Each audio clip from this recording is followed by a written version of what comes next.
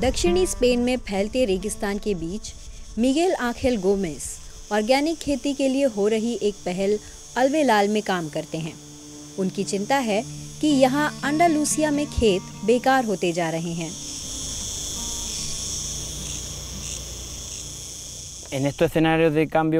जलवायु परिवर्तन की वजह से बारिश बहुत कम होने लगी है, कभी होती है तो बेशुमार। इसलिए हमें टिकाऊ खेती के लिए पानी का बेहतर इस्तेमाल करना होता है।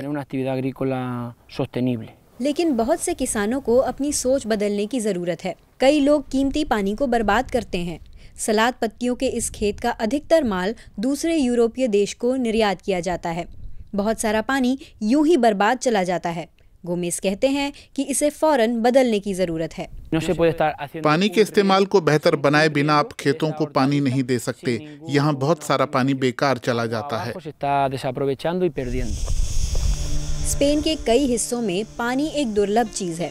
देश के दक्षिणी हिस्से में अर्धशुष्क रेगिस्तान पहले से हैं और जलवायु परिवर्तन और नुकसान कर रहा है।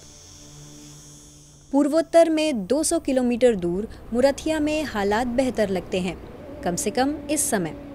इस उपजाऊ इलाके में सदियों से किसान छोटी छोटी नहरों के सहारे अपनी नींबू की फसल उगा रहे हैं।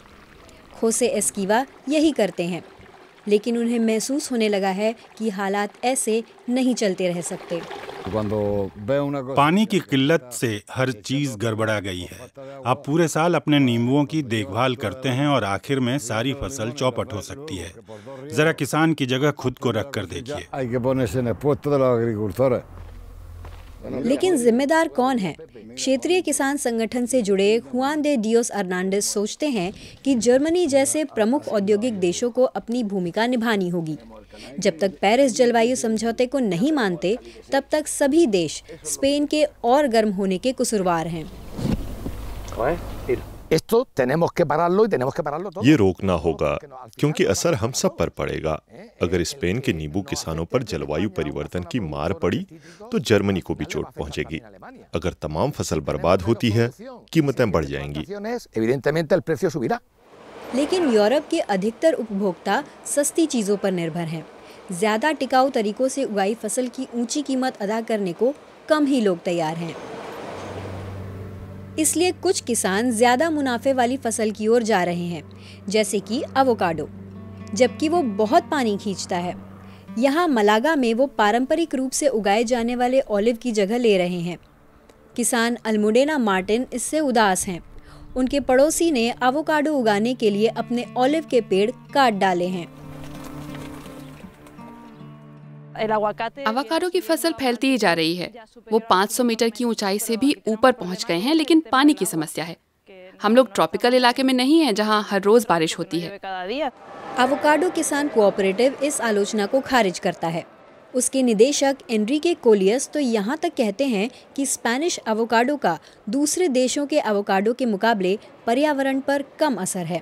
मेक्सिको से जर्मनी को ट्रांसपोर्ट होते समय जितनी CO2 निकलती है, उससे काफी कम यहाँ निकलती है।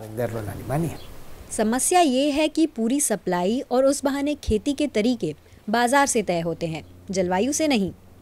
लेकिन मिगेल आंखेस गोमेज कहते हैं कि किसानों को अपनी फसल अतिशय तापमानों के लिहाज से ढालनी होगी।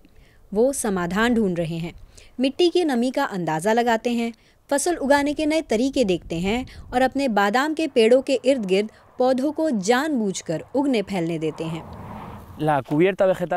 बादाम के पेड़ों के नीचे कुदरती झाड़ झंखाड़ मिट्टी को और उपजाऊ बनाते हैं, उसका धसाव रोकते हैं और पानी को और अच्छे ढंग से सोखने लायक बनाते हैं। लेकिन कई जगहों पर काफी देर हो चुकी है। गोमेज को लगता है कि स्पेन को अंतर्राष्ट्रीय सहयोग की दरकार है। जब जर्मनी या दूसरे देश के ग्राहक ऊंची कीमत देना मंजूर करें, तभी किसान ज्यादा टिकाऊ ढंग से फसलें उगा पाएंगे। यूरोपीय संघ के सभी देश, प्रशासनिक ढांचे, उपभोक्ता, हर कोई हालात को सुधारने में मदद कर सकता है।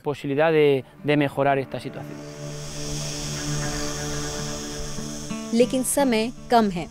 जलवायु परिवर्तन को कम करने के लिए अगर यूरोप खेती के ज्यादा टिकाऊ तरीके लागू नहीं करता, तो स्पेन में रेगिस्तान का फैलाव रोकना मुश्किल होता जाएगा।